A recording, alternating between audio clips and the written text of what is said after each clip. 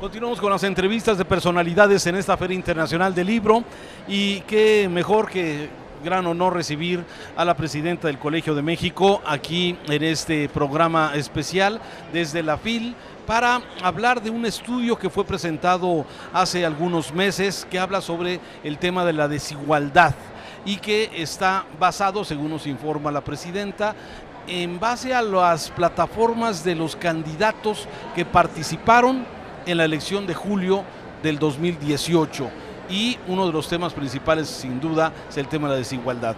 Con usted esta noche Silvia Elena Yorguli Saucedo, que es la presidenta del Colegio de México, además de un amplio currículum, y bueno, nos acompaña en este programa especial. Álvaro, ¿cómo está? Silvia, ¿cómo está? Muy bien, gracias por la invitación, contenta de estar aquí con ustedes. Gracias, Álvaro. Este informe creo que toca un punto al que las autoridades han sido muy sesgadas en su atención. Siempre ha sido en un discurso, pero al final de cuentas cada vez la brecha se acrecenta.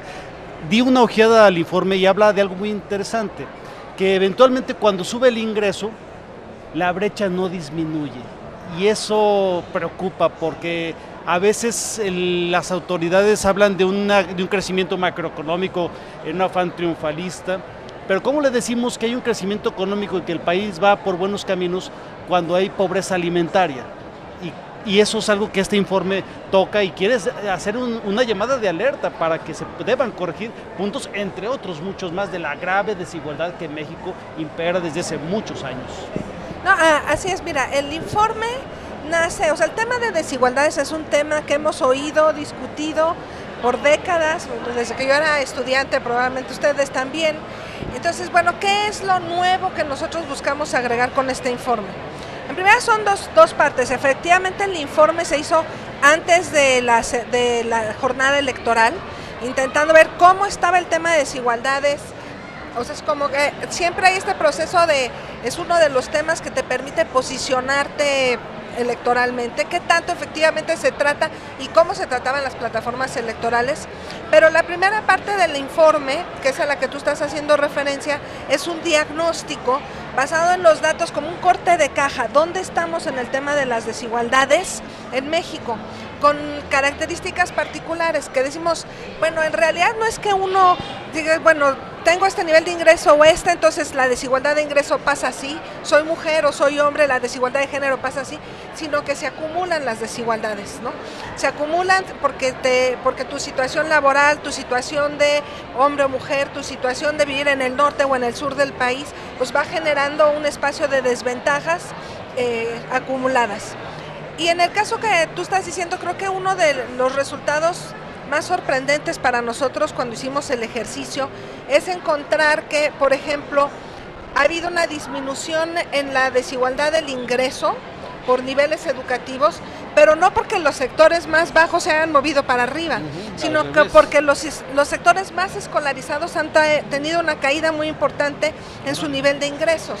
Entonces, también es plantearte cuando dices, queremos disminuir la desigualdad, sí, pero porque queremos que se mejoren los sectores que están más desfavorecidos. Esa es la que debe ser la lógica cuando uno habla del objetivo de disminuir la desigualdad. Silvia, ¿cómo entender el tema que en México tenemos a uno de los hombres más ricos del mundo y tenemos también incremento en la pobreza como se ha generado? ¿Qué es lo que estamos haciendo mal?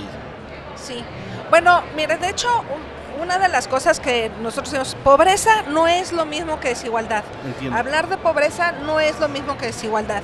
Y efectivamente, pues otra vez, tenemos décadas discutiendo el tema de la pobreza sin ver mejoras, viendo que los números en términos absolutos se mantienen constantes. Y parte de nuestro argumento es que desde muy temprano en la vida de las personas ya hay desventajas que te marcan.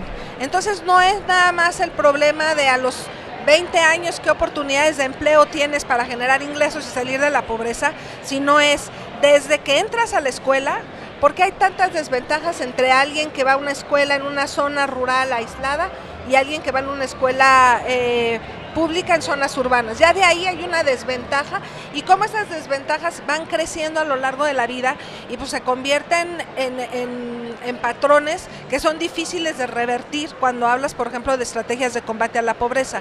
Entonces es entenderlo todo como un proceso donde yo digo, se van acumulando las desventajas y bueno, pues no es algo unidimensional, que es normalmente lo que pasa cuando uno ve el tema de la pobreza, como bueno, solo es una cuestión de aumentar el ingreso. No, hay todo un proceso atrás que se tiene que atender de manera pues, más integral, ¿no?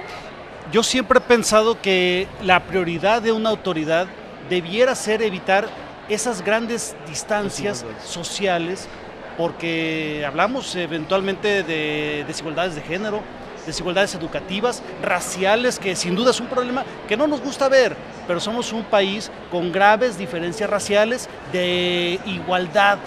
Entonces, la autoridad a veces, para efectos de discurso, suena muy bien, pero en la aplicación real creo que han quedado a deber. Y sin duda es el gran reto. Estamos por cambiar de autoridades en una semana. Y eso es algo que un trabajo como este, esperemos que se atienda y esperemos que se aplique, porque sin duda es el gran reto de este país, que seamos un país más justo. Sí.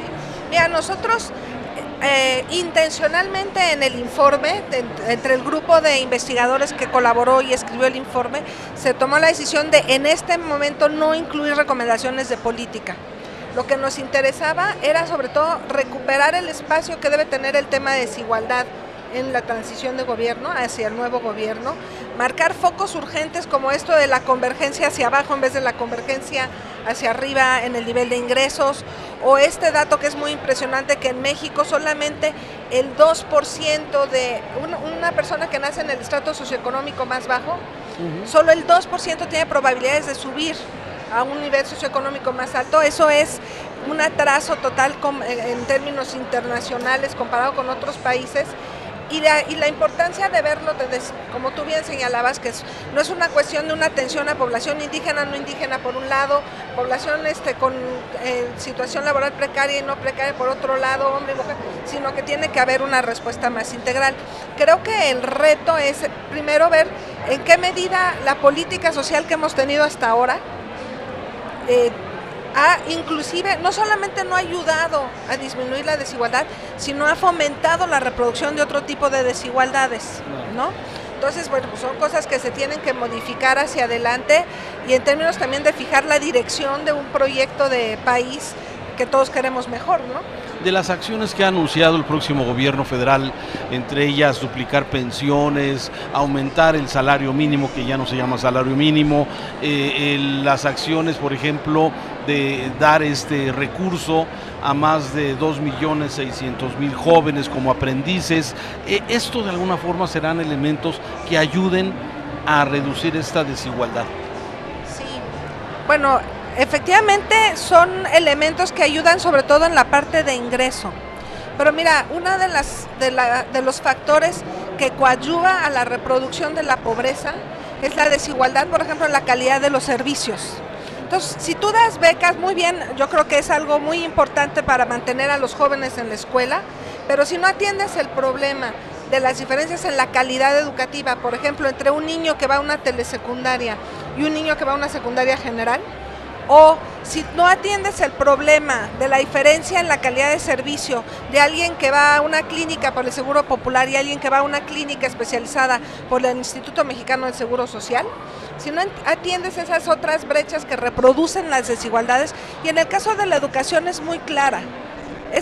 Por supuesto que lo primero y más importante es que los niños y jóvenes estén en la escuela, pero eso tiene que ir aparejado por disminuir las brechas y disminuirlas otra vez hacia arriba en la calidad educativa entre las diferentes opciones educativas que hay en México, por ejemplo, ¿no? ¿Dónde podemos tener acceso las personas que nos ven en este programa? ¿Dónde pueden tener acceso a este documento? Sí. Entonces nos interesa hacer un documento accesible.